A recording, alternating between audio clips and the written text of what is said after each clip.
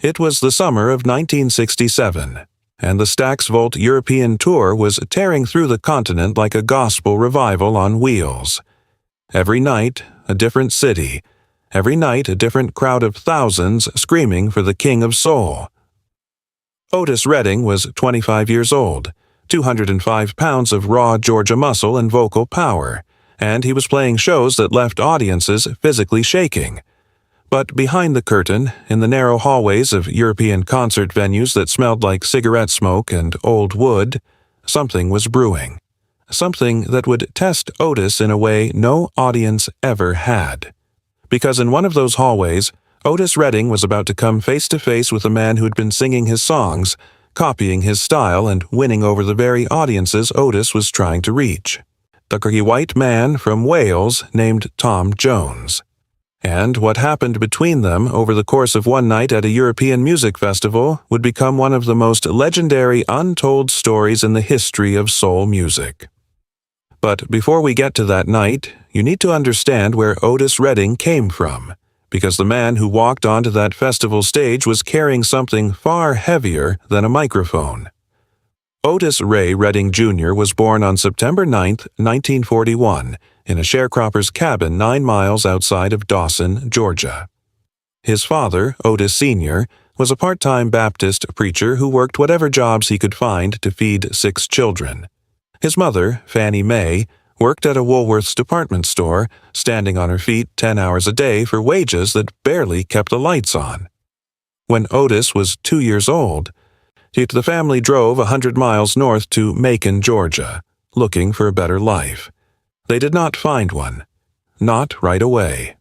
Macon, in the 1940s, was a city divided by the sharpest line in American society. Black families like the Reddings lived in neighborhoods where the roads were unpaved, the schools were underfunded, and opportunity was something you heard about on the radio but never touched with your own hands. But there was one place where none of that mattered. The Vineville Baptist Church.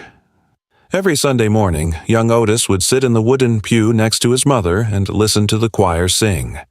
The voices would rise up through the rafters like something alive, something that had its own heartbeat. Gospel music did not care about the color line. Gospel music did not care about poverty. Gospel music was the one thing in Otis Redding's childhood that made him feel like the world was bigger than Macon, Georgia. By the time he was 5 years old, Otis was singing in that choir. Not just singing, screaming. The boy had a voice that seemed too big for his body, a sound that rattled the windows and made the old women in the front row grab each other's hands. Have you ever had a moment where you felt something bigger than yourself moving through you, where your voice seemed to come from somewhere deeper than your own mind? That is what it was like watching young Otis Redding sing in that church. He did not just perform music. He channeled it. But talent does not pay bills. By the time Otis was 15, his father's health had deteriorated so badly that the older man could no longer work. As the eldest son, Otis dropped out of Ballard Hudson High School in the 10th grade and went to work. He dug wells. He pumped gas at a filling station. He did whatever it took to keep food on the table for his mother and his 5 siblings. At night, he entered talent shows at the Douglas Theater in Macon, a legendary venue on the Chitlin Circuit, the network of clubs and theaters where black performers could play during the era of racial segregation. The prize was $5. Otis won 15 weeks in a row. After that, they told him he was not allowed to compete anymore. He was too good. He was scaring away the other contestants. In 1958, Otis joined a local band called the Pine Toppers, led by a guitarist named Johnny Jenkins. He was not just the singer, he was also the driver. He would load the equipment into the van, drive the band to gigs across the southern states, set up the stage, perform, tear everything down, and drive everyone home, all for a fraction of what the other musicians earned. In August 1962, the Pine Toppers had a recording session at a small studio in Memphis, a converted movie theater on East McClemmer Avenue called Stax Records. When Jenkins' session ended early with some studio time left over, the studio's co-owner Jim Stewart looked at Otis and asked if he wanted to record something. Otis sat down at the piano. He played a ballad he had written called "These Arms of Mine." His voice filled the small room like smoke, curling into every corner. When the song was finished, Jim Stewart offered Otis a recording contract.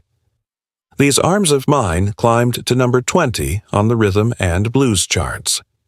Otis Redding was no longer a well-digger from Macon. He was a recording artist, and over the next 5 years, he would become the most important soul singer in America. But there was a problem that followed Otis everywhere he went. In the mid-1960s, American music was rigidly segregated.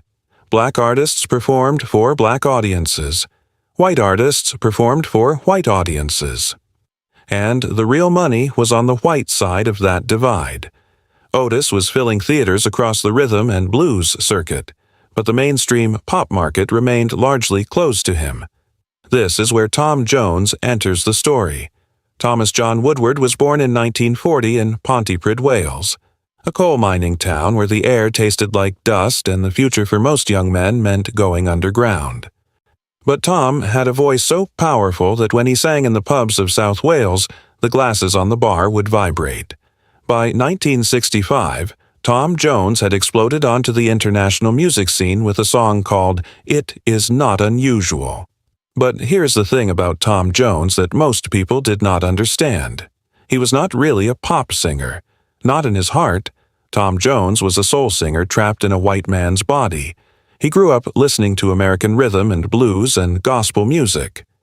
His vocal style, the raw power, the gritty texture, the way he could make a love song sound like a prayer, all of it came from black American music. A lot of black listeners in America who heard Tom Jones on the radio actually assumed he was black. That is how authentic his soul sound was. And this created an extraordinary paradox. He's a white man from Wales who sounded more like a Memphis soul singer than most Memphis soul singers, performing the same kind of music Otis Redding was performing, but on the biggest stages in the world, in front of the whitest audiences imaginable, earning the kind of money and fame that the black artists who created the sound could only dream of. Tom Jones was not stealing black music intentionally. He loved it genuinely and deeply. But the music industry did not care about intentions. It cared about sales. Now keep that tension in your mind, because what happened next depends on understanding it. By the summer of 1967, both Otis Redding and Tom Jones were touring Europe.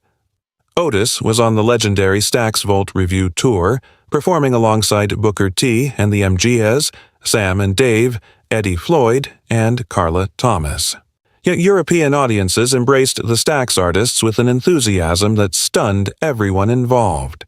For the first time in his career, Otis was performing for predominantly white audiences, and they were losing their minds. But there was a shadow over the tour. At almost every stop, Otis would hear the same name whispered by promoters and journalists. Tom Jones. Tom Jones had been there first. Tom Jones had already conquered these audiences. Tom Jones was filling stadiums while Otis was filling theaters. A specific night was coming. A night where Otis and Tom would share the same bill at the same festival. And what happened on that stage would force both men to confront something they had been avoiding for years. The festival organizers had scheduled Tom Jones to perform immediately before Otis. 2 days before the show, one of Otis's road managers noticed something that made his blood run cold. He had gotten a look at the set lists for each artist. Tom Jones's set list was almost identical to Otis Redding's. The same songs, nearly the same order. Try a little tenderness, respect. I have been loving you too long. Shake. These were Otis's songs he had written, recorded, and bled over in the Stax studios in Memphis. And Tom Jones was planning to perform them all right before Otis took the stage. The road manager rushed backstage. Otis was in a small dressing room pressing his suit. When he heard the news, he went very still. The iron in his hand stopped moving. The steam curled up between them like a question mark. "Say that again," Otis said quietly. The road manager repeated it. Otis set the iron down carefully. His jaw was tight. For a long moment, he said nothing. How did he get our set list? Nobody knew for certain. Set lists in the 1960s were scribbled on scraps of paper, pinned to amplifiers, left on dressing room tables. It was possible someone from Jones's team had simply seen it. It was also possible Jones had independently chosen the same songs because he had been covering them for years. But to Otis, those were not just songs. They were pieces of his soul. Try a Little Tenderness was a promise he had made to his wife Zelma when the money was tight.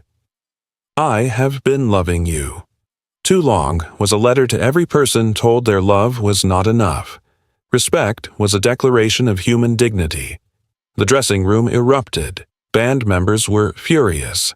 Steve Cropper was pacing. Booker T. Jones sat in the corner, quietly seething. The horn section was talking over each other, voices rising. "We have to change the set," someone said. "We cannot play the same songs after him. We will look like the copycats." Everyone looked at Otis. He was standing by the window, looking out at the crowd gathering below. Thousands of people, mostly white. He could hear the distant thump of a bass line as another act sound-checked. "No," Otis said. The room froze. "We play the same songs. Every single one. Otis, think about this. He's going to do our entire show. If we play the same songs right after, people will think we are repeating him." Otis turned from the window. His eyes were calm, but something was burning behind them. Something that had been building since he was a boy in Macon. "Let me tell you something," Otis said. His voice low, but carrying the weight of a man who had earned every word. "That man can sing my songs. He can sing them beautifully. His voice could shake the walls of a cathedral. I am not going to pretend he is not talented, but there is a difference between singing a song and living a song. And tonight, every person in that crowd is going to learn the difference. Same songs, same order. Do not change a thing." Tom Jones took the stage at approximately 7 o'clock. The crowd was enormous, stretching back further than the eye could see. Jones was in his element, commanding and energetic, his powerful Welsh voice cutting through the evening air like a razor. He opened with a rhythm and blues medley that had the crowd on their feet within seconds. Then he played Otis's songs. "Try a Little Tenderness." The crowd went wild. Jones gave it everything he had, his voice soaring, his body moving with controlled intensity. Then, "I Have Been Loving You Too Long," slowing the tempo into a tender, emotional space. Then Respect, driving and powerful with a brass section that mimicked the Stax sound so faithfully you would have thought you were standing inside the studio on McLemore Avenue. By the time Tom Jones finished, the applause was thunderous. He walked off stage glistening with sweat, grinning, clearly knowing he had just delivered one of the best performances of his career. Backstage, Otis's band was silent. The mood was grim. They had just listened to a white man perform their songs to a crowd that was now completely satisfied. How do you follow that? Otis was sitting on a folding chair, hands clasped between his knees, eyes closed, breathing slowly. Like a man gathering himself before a storm. 5 minutes before showtime, Otis stood up. He straightened his jacket. He looked at his band. "Follow me," he said. That was all. "Follow me." Otis Redding walked onto that stage at approximately 8:30. The crowd was polite but subdued. Many had just experienced what they thought was the highlight of the night. Some recognized the identical set list and exchanged confused looks. And then Otis opened his mouth. He hit the opening of Shake like a man possessed. Not performing, testifying. His voice did not come from his throat. It came from the red Georgia clay, from the wooden pews of the Vinville Baptist Church, from the $5 talent shows at the Douglas Theater, from every cotton field his grandfather had ever worked. The crowd snapped to attention like someone had fired a gun. People who had been sitting stood up. People who had been talking stopped mid-sentence. People walking toward the exits turned around. Something was happening. Something different from what they had experienced 30 minutes earlier. Tom Jones had sung the songs. Otis Redding was detonating them. When Otis launched into Try a Little Tenderness, the transformation was complete. Where Jones had delivered a polished, powerful vocal performance, Otis delivered a spiritual experience.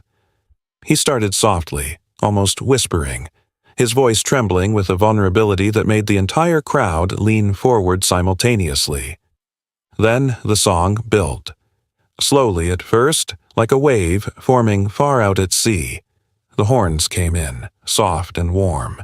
The drums began to pulse. Otis's voice rose, not louder but deeper, pulling emotions out of the crowd they did not know they had. And when the song exploded into its final crescendo, the crowd erupted in a way that had nothing to do with entertainment and everything to do with recognition. They recognized truth when they heard it. I have been loving you. Too long was devastating. Otis sang it like a man saying goodbye to someone he loved more than life itself. His eyes were closed. His hand was on his chest. His voice cracked on the high notes, not because he could not hit them, but because the emotion was too much for even his extraordinary instrument to contain. People in the audience were weeping. Then came respect. Otis reclaimed it with a performance so explosive that the stage itself seemed to vibrate.